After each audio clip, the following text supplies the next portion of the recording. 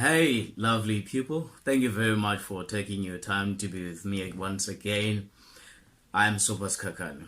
Today we're talking about a topic, why men are violent. Men are violent.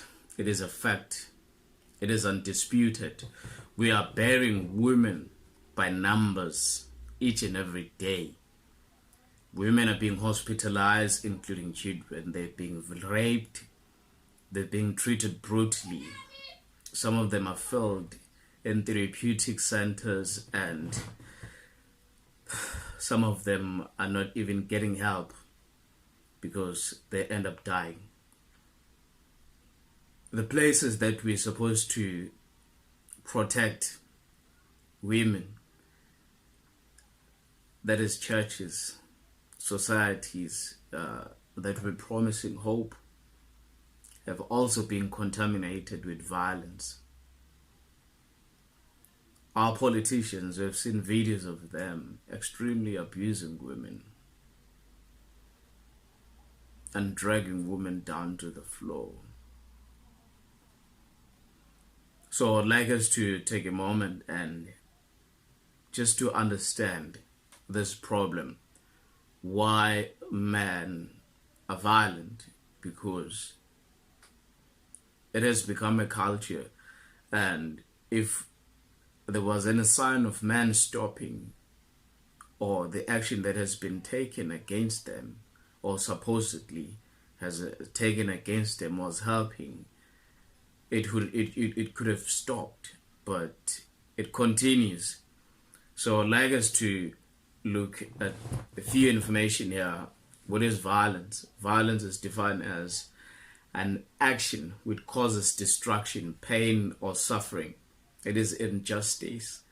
It is wrongdoing, the utilization of extreme force against another human being. And there are different types of violence that we see. It's physical violence, emotional violence, verbal violence, sexual violence, financial violence, and what I would like to focus on today, the gender-based violence. When we talk about violence, we need to understand the word violate, and violation is described as breaking, disregarding, not acting according to the rules. Men are breaking women, men are disregarding women, and disregard is a word that is a synonym to respect. Respect is a compound word. It has a prefix, re, and spect. Spect means vision, it means sight. So the perception that one has about a woman informs their behavior and their attitude towards women. And not acting according to the rules here, the rules mean the regulations, the laws, the right, the norms. So if you believe as a man, if a man believes that it is a norm, it is a rule that they should live by, protecting women, not violating women, or have violence against women, and that is how they will behave. So that is the definition of violating something. So violence here is an outward action that is driven by an inward emotion, and those emotions are driven by thought. The thought process of a man is what makes a man. So this is what you have to look now. Where does the man get his information and the rules that he's supposed to live by? Because women are not much of a problem these days because they are the victims, and we cannot really focus mostly on victims, because victims will always be victims when people that are perpetrating the violence still exist and have not changed. So rather than focusing mostly on the byproduct of the problem, we need to solve the exact problem. And the exact problem now is the man. Men are violent, and men are losing control of their lives, because I don't believe A man in his right mind will kill a woman and then spend his life in jail. For what? What is the benefit in doing that? You kill a woman, kill children, and then after that you spend time in jail. I don't believe men want to do that, and that is the main goal.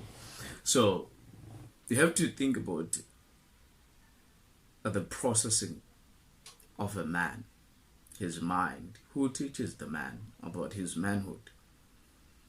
And unfortunately, men are suffering, and that is why they're being violent, and they're a byproduct of the culture that they grow up into. And culture is defined as by the values, the beliefs, the behavior, and material object that becomes a way of life. So men are a result of a very toxic culture, especially ones that are violent, and their culture, their beliefs produce these behaviors. For example, men are out of control, man. And let's look at this. When one curses or swears, when you swear on people, for me, I believe it's a sign when your wisdom has failed you to utter words that make sense, and your frustration, your finite wisdom then causes you to utter those words. And same goes to violence. When someone cannot control a situation, you cannot control your finances, you cannot control your emotional being, your emotional awareness, the way that you're supposed to speak in order to get the results that you desire, you will resort to violence because you are out of control, and that is the only way in which your wisdom tells you you're supposed to act. So by culture, now I want us to look at these toxic cultures. There's just a few of them, and then we're going to be done.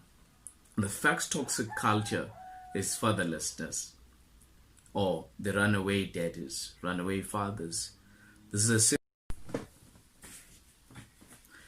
a man who has not been fathered has a problem with his identity crisis, his pride of life. He has a problem with his heritage, and he has no history to look from of his glory as a man, the good achievement that in his genealogy that has been achieved before. So, and this is a problem because they have no examples, they have no role models, and they always feel alienated. For example, if you are familiar with the work of Abraham Maslow, you will understand that every person in a society, they want to be loved, they want to belong somewhere. That's where they get their identity from. And then eventually they have what he calls self-actualization. A person without a father has a problem knowing themselves, understanding the society in which they live, and acting correctly or right and not harmfully to the environment that they live in. And having no father will result in the second toxic culture, joining gangs, because gangs supposedly they offer belonging, identity, a social class, respect, and a leadership role.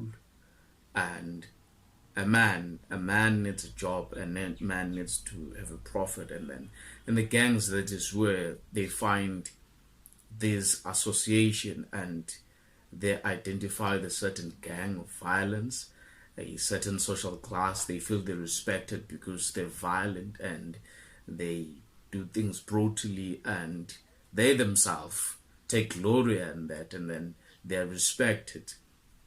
And that is obviously will lead to a culture of crime where they're gonna be involved in theft, housebreaking, car hijacking, there's going to be robberies, they're going to rape women, up to the point whereby they're going to be involved in bribery.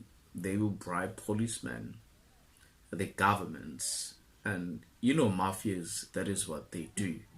But those are the men that almost have power to breed a society, because they become the role models of this man, and eventually this man will grow to another toxic culture of drugs. They will sell drugs to make money, because some of them, they do not go to school and all of those things. So they will abuse alcohol. And one of the things that we need to understand as a society, music is very dangerous. And I believe music has played a big part into destroying women in our cultures, in our society, because the music that men play promotes a lot of drug abuse. The music that men play promote extreme sexual content and women degradation. The words that men call women in the music that men play is so degrading. And I wonder, the government that we are under, they want to make profit through these musicians while they're destroying a woman. It's like this thing of legislating women to prostitute themselves, because you have failed to make an economic empowerment to empower this woman. They need to sell themselves in order to make a living. So that's the same thing that happens through this music. And music it's very powerful, because music is an art. The word music comes from the word muse. It means to think, and art, it has an aim to produce thinking, because we know art normally, when we talk about art, we talk about graphics, we talk about visual content, the audio, and that visual content and the graphics that we see, they control the emotions of a man. And if a man constantly think about violence in his mind, disregarding authority, looking at women as sexual objects, that's where his mind gets engrossed into abusing women, because the man does not believe in his mind, or has been enticed or stimulated to believe in his mind that women are his subject and they have to rule over them, and if they choose not to obey, and then they have to kill them. And this results our young man and old man to be engaged in pornography. And pornography, that's where you find people who are sex addicts, people that are going to be unfaithful in their marriages. They're going to be hunting young ladies. They cannot control themselves. They can't control their finances, because to have young ladies, they need to spend money, and they're less productive, and they're lonely, because what they're doing, they know it is not right. Eventually they become rapists, and they want to practice those pornographic images, the brutal abuse of women they see in pornography, and use that in real life. And another culture is patriarchy. Patriarchy, as defined as a system of government or rulership that is headed by males, male-dominated cultures, especially fathers. So the word comes from the father. The males will rule a society, and they will disregard women in the decision making. So that's a very dangerous culture, because that culture, if a man grows up in that culture, they're gonna transport that culture to their work life, to their family life, to their social life, for that matter. And especially, can you imagine a a patriarch judge, a patriarch lawyer, a patriarch politician, where they believe women cannot think for themselves. So they will obviously abuse women. And this is a problem. The reason why I'm saying this is because if men in government, I mean judges, the policemen, and the society at large, business people, they took it upon themselves and felt the anguish and the pain that women are feeling, they would have taken steps, because the legislation, for example, if you have a diamond company, there's a strong policy against diamond companies and money. You cannot just go there and take money and not pay the consequences. But when it comes to a society that has made women to be untouchable, because the moment you know that the moment you touch a woman, in your mind you know that I'm touching a very precious, valuable, and I can even lose my life for that matter. And the legislation that should be there to protect women, they are not serving that purpose. As a result, women are being killed. And lastly, men are like, most men do not make healthy relationship with men. When men get along in the street, when they meet each other, they will talk about sports, which is a good thing. But when it comes to real matters, they will brag about the amount of bottles they had last night, how many women they've slept with, how they got more money. When it comes to social values, raising men that will sustain a nation, because government will not help us entirely. We as men need to stand up and do something about this scourge.